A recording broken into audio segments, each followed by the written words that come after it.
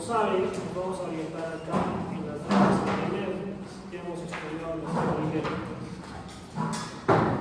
Y es importante saber cómo la noradrenalina, que es la que se comporta como un neurotransmisor, y la adrenalina, que es la hormona en realidad, la adrenalina es la que genera los efectos según la actividad que hacemos, pero es un neurotransmisor, es una placa motora, fíjense cómo se forma a partir de tirosina, formación de dopamina, y por una dopamina-hidroxilasa se forma nuestra noradrenalina. Esa noradrenalina es fijada en gránulos que son excretados al espacio sináptico para su efecto. Principalmente son los receptores alfa, 1 y 2, y beta, 1, 2 y 3. ¿Sí? Cuando nosotros estudiamos fisiología, tenemos que entender qué hace este sistema adrenérgico en el ser humano. Fíjense, en el ojo, por los receptores alfa 1, se genera iliasis. Por los receptores beta 2, relajación para la visión lejana. En los pulmones, por los beta 2, broncodilatación. A nivel cardíaco, con los receptores beta 1, aumenta la fuerza, la frecuencia y la producción cardíaca. A nivel de los vasos sanguíneos, se genera vasoconstricción con los receptores alfa 1.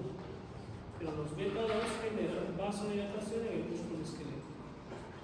A nivel del hígado, con los beta 1, hemólisis, energía. Y en el tejido adiposo, lipólisis, con los beta 3. En el intestino, una relación general, principalmente por receptores alfa 2. Y en el útero, contracción del útero por alfa 1 y relajación con los beta 2. Esto es fisiología pura. Tengo que aprendérmela de memoria. Vamos a estudiar, por lo tanto, las 3 catecolaminas endócrinas inmediatas, como la dopamina, nora y adrenalina, siendo la adrenalina la parte hormonal y la noradrenalina el neurotransmisor principal de este sistema. Para entender bien el sistema adrenérgico y también como un fármaco, tenemos a la adrenalina. Y la adrenalina nos va a ayudar para entender, a través de sus acciones fisiológicas, cómo es que genera efectos en el cuerpo. Entonces, la adrenalina a nivel cardíaco y a través de los receptores beta 1 están en el corazón, puede generar taquicardia, aumento de la fuerza de contracción y aumento de la transmisión dentro del corazón. A nivel de los vasos sanguíneos, se puede generar vasodilatación a nivel muscular. ¿Sí? Puede subir la presión arterial por el efecto de vasoconstricción en los receptores alfa. Activa la lipasa con los receptores beta 3, aumentando la energía. Y la glucogenólisis para liberar glucosa que contiene energía. Esta adrenalina no se puede dar vía oral, es ineficaz. Por eso se presentan en arcoíris y se administra por vía subcutánea, intramuscular, intravenosa y también endotraqueal. Esta es muy sensible a la luz, cuidado. Por eso vienen unas ampollas de color caramelo para evitar su descomposición. Puede generar algunos efectos adversos leves como nerviosismo, tranquilidad, palpitaciones, taquicardia, pero tan severos como elevación de la presión, arritmias, angina. Es decir, excesos en un paciente puede generar situaciones graves en su utilización. En la anterior fase habíamos hablado de esto, nos vamos a localizar aquí en las drogas adrenérgicas, que no son más aquellas que tienen efectos similares al estímulo de fibras adrenérgicas. También son llamados las simpático-miméticas, drogas simpático-miméticas. Y el sistema simpático va a tener pues como neurotransmisor principal a la noradrenalina, para la acción sobre receptores alfa 1 y 2 o beta 1, 2 y 3. ¿Sí? Entonces, hasta ahí es fisiología. Ustedes tienen que entender bien esta fisiología y les pido por favor que lean, ¿ya? Por ejemplo, si yo les digo, ¿qué pasa si el sistema adrenérgico es estimulado por adrenalina a nivel del corazón? ¿Qué se va a producir? Taquicardia, aumenta la fuerza de contracción y aumenta la transmisión con efectos sobre los receptores que beta 1, beta 1. A nivel respiratorio beta 2. Entonces hay cosas que tenemos que tener en memoria. Este es una de ellas, ¿ya? Esto tiene que ser de memoria. Pero lógicamente entendiendo, la memoria es muy necesaria. ¿Qué dice memoria? Entonces, rápidamente, ¿no? ¿Qué pasa si se estimula el beta 2? ¿Y qué pasa en el útero? Miren, ¿no? Según qué receptor, si es el alfa 1, contracción, si es beta 2, relajación. O sea, podría utilizarse si la paciente tiene una amenaza de parto preterno. Yo puedo bloquear las contracciones uterinas estimulando a los receptores beta 2. ¿Ya? Corazón, miren, beta 1, aumenta la contracción, la frecuencia cardíaca y la conducción auricular. En los vasos sanguíneos periféricos, vasoconstricción. Entonces, ¿qué hará esa vasoconstricción? Aumentará la presión arterial, ¿no? Como consecuencia de aumentar la resistencia vascular sistémica. ¿Sí? Pero en el músculo, ¿qué se activa? Los receptores beta 2, generando vasodilatación. No se me van a confundir, miren. ¿Y por qué será bueno que haya vasodilatación a nivel muscular? Para generar más fuerza, más oxígeno llega a los músculos, ¿no? Por lo tanto hay mayor perfusión a ese nivel. Hay situaciones, por lo tanto, como cuando un paciente hace paro cardiorrespiratorio y yo tengo que hacer mi RCP, y siempre la principal droga va a ser ¿cuál? La adrenalina, ¿sí? La adrenalina. Pero también tenemos, como hemos dicho, la noradrenalina como neurotransmisor y también existe como fármaco, o sea, también hay ampollitas de noradrenalina. Y esta noradrenalina es más útil en pacientes que tienen, por ejemplo, shock, porque tiene mayor efecto sobre receptores alfa 1, casi nada de efectos cardíacos centrales. A diferencia de la dopamina, que tiene más efecto beta, pero también alfa, más chiquito, y más chiquito toma, con D. Lo malo de la dopamina es que puede estimular los alfa 1, pero también y más los beta 1, y puede generar taquicardia. Puedes leerlo. Paciente varón de 54 años de edad, hospitalizado en tratamiento de sepsis por neumonía severa. Presenta presión arterial de 80/40 milímetros de mercurio y frecuencia de 110 por minuto. Mal perfundido y no responde a fluidos endovenosos. ¿Iniciaríamos adrenérgicos? Sí.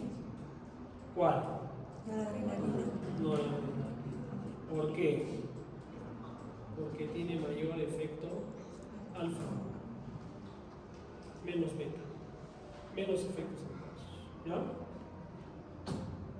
Entonces, hemos hablado ya algo de los alfa 1 adrenérgicos sistémicos y ahora vamos a hablar de los beta adrenérgicos. ¿Puedes leer? Paciente sexo femenino de 24 años de edad que presenta disnea, cianosis, saturación de oxígeno de 80% con FIO de 40%. Al examen, sibilantes y roncantes en pulmones. ¿Qué está sucediendo con el ¿Qué paciente? está pasando? Asma. Está haciendo una crisis asmática. Asmático. ¿Qué fármaco le administraríamos? ¿Adrenalina? No, adrenalina, no. Un fármaco broncodilatador, pero que sea agonista ¿qué? Beta Beta ¿qué? adrenalina. 2 adrenalina. ¿Se dan cuenta? ¿Por qué? Porque el estímulo de estos receptores que va a generar broncodilatación y la paciente va a mejorar. A pesar que, bueno, ya hablando terapéutica, el salbutamol no es tratamiento crónico de asma, sino de rescate, ¿sí?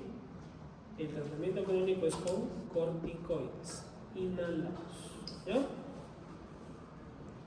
Entonces, hemos estudiado las catecolaminas endógenas, que eran ¿cuáles? 3, ¿no? ¿Cuáles eran? Dopamina, noradrenalina y adrenalina. Ya sabemos qué hacen todas ellas, ¿sí? Sobre todo las dos primeras, pero más todavía la adrenalina, que es la hormona. Ahora, vamos a estudiar los agonistas beta no selectivos y los selectivos. Primero vamos a ver los no selectivos. El isoproterenol.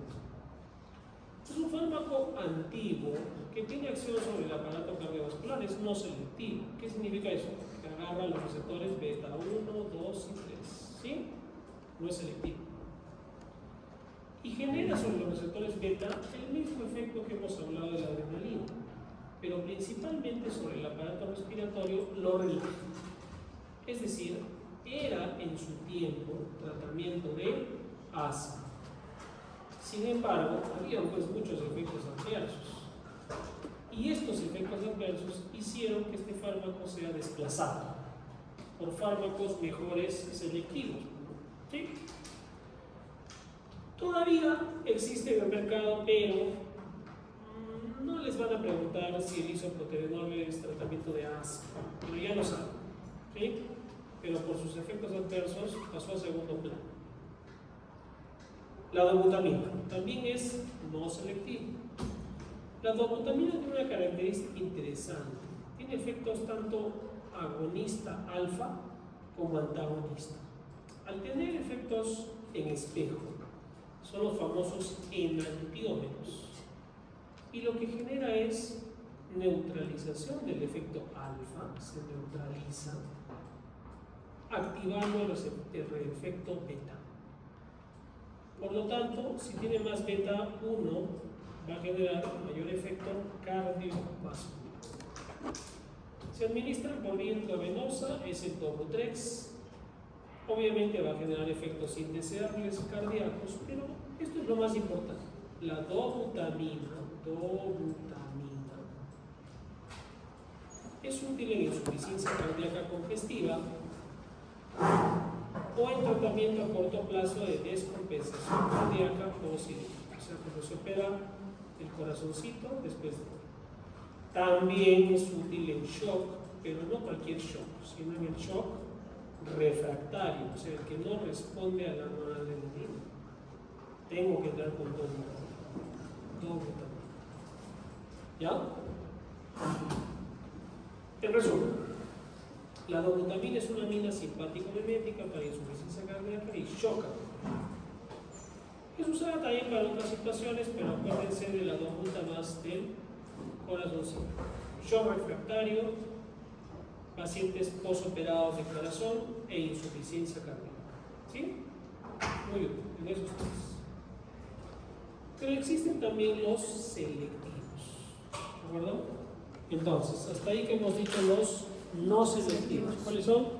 El isoproterenol y la dobutamina. Si es no selectivo, agarrará todos los receptores, es que potencialmente podría utilizarse en asma, pero depende mucho hacia dónde se inclina más el fármaco. Y hemos visto que los dos primeros se van más con los receptores beta. ¿Por qué? Porque el corazón es un órgano muy sensible y tiene mayor cantidad de receptores beta y va a actuar allí, a diferencia del pulmón, que si bien es cierto hay receptores beta 2, es menos sensible ante los efectos adrenérgicos. ¿Y por qué? Porque cuando uno está en lucha, está bien, tienes que respirar, te vas a empezar a agitar para que entre aire, pero tu corazón, que es la bomba, tiene que empezar a bombear. Por lo tanto, es el primero que responde a un estímulo adrenérgico. Pero existen los agonistas selectivos, es decir, que solo van a actuar o de mayor preferencia son los receptores beta-2. Y si es así, ¿qué harán? Serán más broncodilatadores con menos efectos cardíacos iniciales. ¿Sí? Y si estimulan también los receptores beta-2 de vasos sanguíneos del músculo, ¿qué va a generar? Vasodilatación muscular y también relajación de relajación de existen bilateral y por inhalación, más se usan inhalatorios. Algunas veces escapa un efecto chiquito beta-1 y puede generar temblor, inquietud y ansiedad y taquicardia con menos frecuencia, sobre todo en pacientes de tercera edad. Por eso hay que tener cuidado en el abuso de estos fármacos.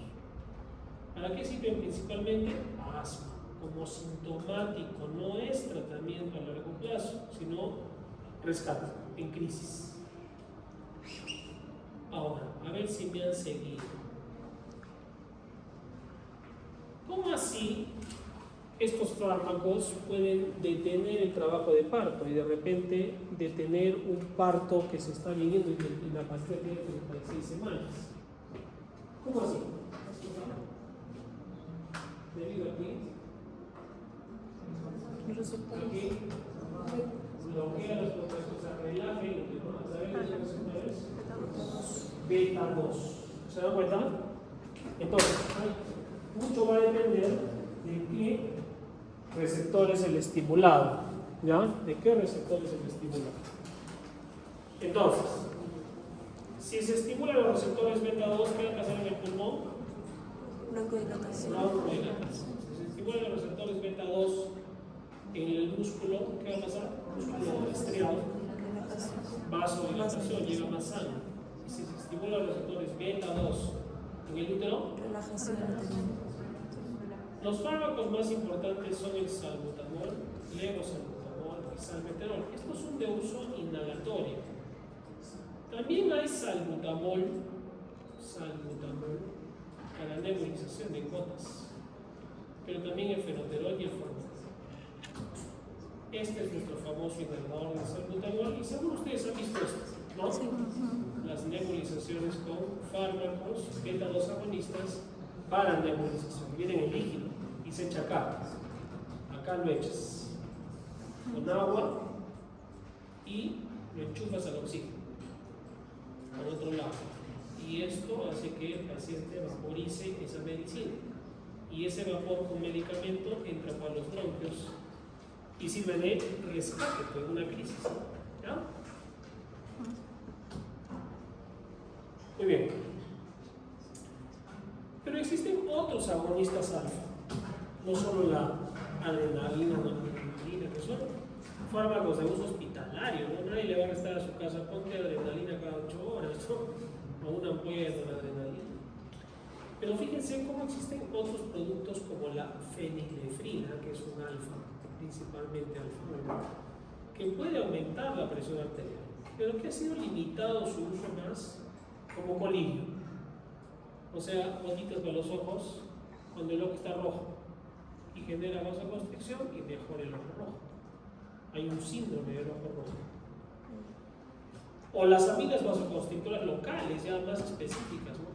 Como la nafasolina, útil para la nariz y para los ojos. Congestión nasal, congestión ocular, la nafasolina, sí, en mi salud abundan esas gotas. O la clonidina. Lo malo de este fármaco, clonidina sintético por vía intravenosa, es que tiene un efecto paradójico. De inicio puede elevar la presión arterial, porque es alfa-1, pero pasa el tiempo, se gasta ese efecto con los receptores que ocupa y puede generar caída de la presión arterial. Es allí donde se usaba este fármaco, la clonidina, como antihipertensivo, como que aprovechándose de ese efecto colateral de hipotensión. Sin embargo, tenía pues los efectos adversos propios de ese agonismo alfa-1, ¿sí? De tal manera que se dejó de usar por mucho tiempo. Miren los efectos indeseables: sequedad y sedación, estreñimiento, trastorno sexual, hipotensión ortostática, alergias y crisis hipertensiva, siendo contradictoria, ¿no?, con esto, con la hipotensión. Pero tenía esa paradoja este fármaco. Aún así, el catapresano sigue vivo y es útil en hipertensión refractaria severas en gestantes, por ejemplo, o en pacientes que tienen un tumor de la glándula suprarrenal, que es el feocromocitón, la clonidina. Pero hay mejores fármacos antihipertensivos en el momento. Hay mejores fármacos. Este metildopa sí es útil ahora, de origen sintético, porque genera un estímulo de los receptores alfa-2, los cuales dijimos que generaban relajación a nivel intestinal, pero también relajación del músculo liso, produciendo vasodilatación y caída de la presión arterial. Por lo tanto, tiene una acción antihipertensiva. Sobre todo, este fármaco, muy utilizado, a pesar de sus efectos adversos leves, en realidad, en gestantes. Metildopa, el Andomet de 250 y 500 miligramos, se usa cada 8, cada 12 horas, para tratar la famosa preeclampsia. ¿Y por qué se usa en gestantes? Porque tiene menos efectos sobre el feto, no se mete al útero, sino hace un efecto periférico en la gestante, generando disminución de la presión arterial por estímulo de receptores alfa-2. ¿Ya? Existen otros fármacos, como las anfetaminas, la efedrina, la etilofina. Y esta anfetamina, fíjense, es interesante. Miren lo que hacen las anfetaminas en el sistema nervioso central, siendo un agonista alfa y beta adrenérgico, similares a la noradrenalina, similares. Aumenta la tensión, disminuye la fatiga, eleva el ánimo, produce euforia, te quita el hambre y produce insomnio porque puedes estudiar. Parece entonces lo máximo, ¿no? Parece, porque sus efectos adversos pueden ser hasta mortales, pues atraviesan la barrera hematoencefálica, produciendo muchos casos de intoxicación aguda. ¿Y por qué? Porque en nuestro país no existe un tratamiento médico con anfetaminas. ¿Cuál fue la dosis? Una vez atendí a una paciente que era estudiante, estudiaba 2 carreras y tenía exámenes de las 2 carreras. A veces que mucho abarca, poco aplica. Tenía examen y no tenía tiempo. Entonces la noche anterior consiguió anfetaminas, ¿no? Y se tomó anfetaminas. Terminó en la emergencia a medianoche, 1 de la mañana, con una taquicardia de 220 por hora por minuto del corazón. Ahí se fue. Terminó en UCI. No fue a dar ningún examen al otro día. Entonces, no hagan eso. ¿Qué otra cosa? Yo no sé si harán ahora, ¿no? Voy a tomar Coca-Cola con café o Red Bull.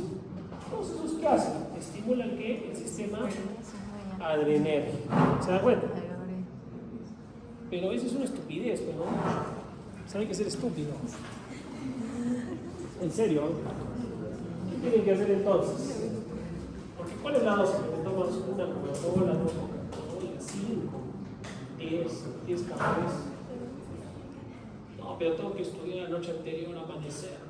Al otro día no te acuerdas nada, no te duermes. Tienen que estudiar con tiempo, ¿sí? Clase por clase. Y el último día repasaron, incluso hasta descansar, ¿no? Tienen que organizarse. El querer estudiar la noche anterior y al otro día vomitar todo lo que leyeron, de repente aprueban, pero probablemente no aprendieron nada, ¿no? ¿Qué miedo van a ir a atender así?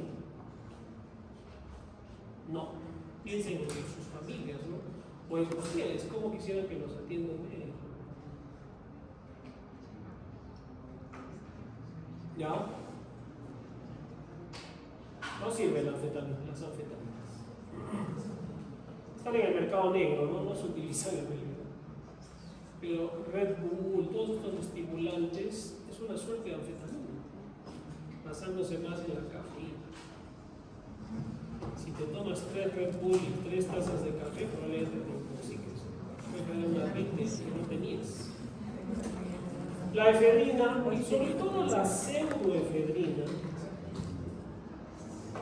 es útil, todavía hay en los antigripales, la pseudoefedrina. ¿Han escuchado del Isalier D, por ejemplo, el Panadol antigripal? No es pseudoefedrina. Son agonistas alfa 1, pero ¿para qué? Para la congestión nasal, ocular. La fenilpropamolamina era un muy buen antigripal, solo que fue sacado del mercado porque se utilizó mucho al generar gasto energético para bajar de peso en países como Canadá y sobre todo en Australia. Y empezaron a haber intoxicaciones con daño hepático. Así es que ya no existe el problema. Por eso ustedes van a ver, por ejemplo, el Panadol, dice Panadol NF, que no tiene fenilpropamolamina. Ahora sí, ahora sí. Esto ya lo respondieron ustedes. Esta mujer tiene que asma. ¿Qué le voy a dar? Un beta 2 agonista. ¿Cuál? Salbutamol, ahí lo tiene. Salbutamol. ¿Y por qué? Porque va a generar en sus pulmones, ¿qué cosa? Una broncodilatación. Broncodilatación. Y la falta de aire es algo feo. ¿Alguna vez han sentido falta de aire? ¿Alguna vez? Es feo. Muchas no puede entrar el oxígeno. Muchas veces que te vas a morir. Y ponerle un fármaco que ayude, se va a sentir pues más aliviado y mejor agradecido. ¿No? Empecemos de nuevo. Muy rápido. Entonces, el término adrenérgicos es igual que decir simpático mimético. ¿Sí? Simpático mimético.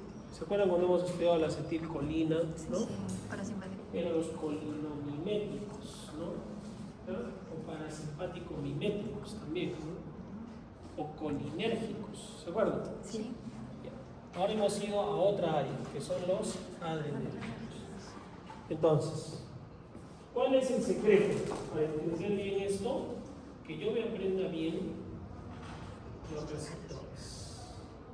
Esto. ¿No? Por ejemplo, a nivel del ojo, ¿dónde el ojo? Acá está. Están los receptores beta 2. Producen relajación del músculo ciliar, del cristalino, acomodando la visión lejana, porque quieres ver por de lejos, ¿no? Pero también, cuando se activan los receptores alfa 1, se activan las fibras radiales del iris y se abren, produciendo midriasis. Todo tiene que ver entonces con prepararnos para la lucha, ¿no? Para la huida, o la actividad, la alerta. En cambio, el parasimpático, ¿qué era más bien? El dormir, la digestión, el sueño. ¿Sí? El sistema adrenérgico, por lo tanto, que ya existe, es manipulado por la farmacología. ¿Cuál es la fórmula de presión arterial? ¿Quién se acuerda? Presión arterial es igual a ¿qué? Muy bien, gasto cardíaco por ¿qué? Resistencia vascular sistémica. El gasto cardíaco incluso viene de ¿qué? De la frecuencia cardíaca por el volumen minuto. Entonces, yo les pregunto, estamos en fisiología. ¿Cómo hago para aumentar la presión arterial? Aumentando el gasto cardíaco. ¿Cómo aumento el gasto cardíaco? Poniéndole ¿qué? Al paciente Agua, pues, volumen, lactato Ringer, cloruro de sodio, solución polielectrolítica, ¿no? A este paciente que se está muriendo, para subir la presión arterial. ¿Y qué más puedo hacer? Aumentar la resistencia vascular sistémica, es decir, aumentar la vasoconstricción. ¿Sí? ¿Y cómo aumento la resistencia vascular sistémica? Con fármacos antidiuréticos. Muy bien. Entonces, si tienes un paciente que está en shock séptico, que no responde a volumen, que ya fue tu primera estrategia, ya la quemaste, te queda aumentar la resistencia vascular sistémica. ¿Con qué fármaco? Noradrenalina. Noradrenalina. ¿Sí? ¿Entendieron? O sea, puede ser, ¿no?, una interrogante. Entonces, mi noradrenalina es muy básica al momento de que yo trate shock, sobre todo por efecto alfa. No quiero que se olviden de la dopamina, pero la verdad tenía muchos efectos adversos por su efecto beta 1, principalmente taquicardia. Entonces los pacientes mejoraban su presión, pero les fastidiaba mucho la taquicardia, las palpitaciones. En el caso de un shock séptico, entonces refractario al uso de fluidos, vamos a usar un adrenérgico como la noradrenalina. ¿Por qué? Porque tiene un efecto alfa 1. Ese efecto alfa 1 que genera aumento de qué? ¿De qué? De la resistencia de la vascular. resistencia vascular sistémica. A su vez, eso va a subir ¿qué? La presión, La presión arterial. presión arterial. Qué bonito, ¿no? Lean fisiología. Tienen el libro, ¿no? El de Linda Constanzo. A mí me parece el mejor librito de resumen, porque es un resumen en realidad de fisiología. ¿Y los agonistas beta son qué? ¿Qué eran? No selectivos y selectivos. A ver. No selectivos y selectivos. Díganme dos no selectivos. Isoproterenol y ¿qué? Dobutamina. Y selectivos, salbutamol, ¿qué más? Salmeterol, ¿qué más? Fenoterol, formoterol. También está el levosalbutamol. Solo que estos son preparados en inhalador y estos son preparados en gotitas. También el salbutamol en gotitas, en líquido, para nebulización. ¿Sí? Para nebulización. Muy bien. Entonces, esto no les he dicho que se olviden, pero aprender que la dobutamina sí es útil para qué. Tres cosas eran, ¿no? ¿Qué? Shock cardiogénico principalmente, de corazón. ¿Qué más? Insuficiencia cardíaca. Insuficiencia cardíaca y Infarto. posoperatorio de cirugía de corazón. Ese corazón sale medio atotado, con dobuta mejor. Y de los selectivos, como el salbutamol, ¿por qué se utiliza?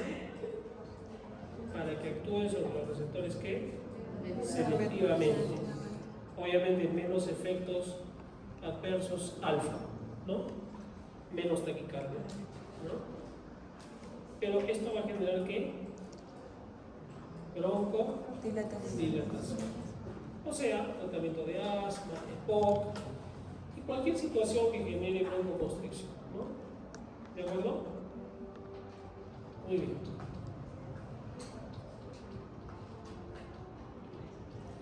Y existen los misceláneos, era por decirlo, que son más de uso tópico para los ojitos, ¿no? Que la clonidina servía para bajar la presión arterial, pero mucho efecto adverso. Que la metildopa es igual a decir que gestantes, la pancita de la D. Gestantes. ¿Para tratar qué? Preeclampsia. Por efectos sobre los receptores alfa periféricos. Y que el resto son que para los ojitos, que para la... Yo les pongo, por ejemplo, las anfetaminas son útiles para subir la presión arterial. ¿Verdadero o falso? Falso. ¿Por qué? Porque las anfetaminas no tienen indicación médica. O sea, yo no le voy a indicar a un paciente anfetaminas para subir la presión, por todos los efectos adversos que tiene. ¿Ya? No hay una indicación. En cambio, si les digo, la nafasolina es útil para la congestión nasal y de la nariz. Eso es verdadero. ¿Dónde está la nafasolina?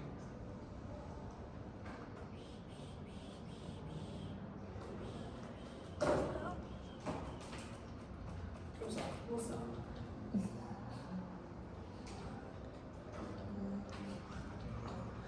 Y la nafasolina es la que más se utiliza por el nivel de salud, ¿no? Para los ojitos, para los ojos. Y si les digo que la pseudoefedrina puede ser útil para cuadros de gripe, congestión, sí, pues funciona. Pero la fenilpropanolamina no, está vetada por daño hepático, como son otros países. ¿De acuerdo?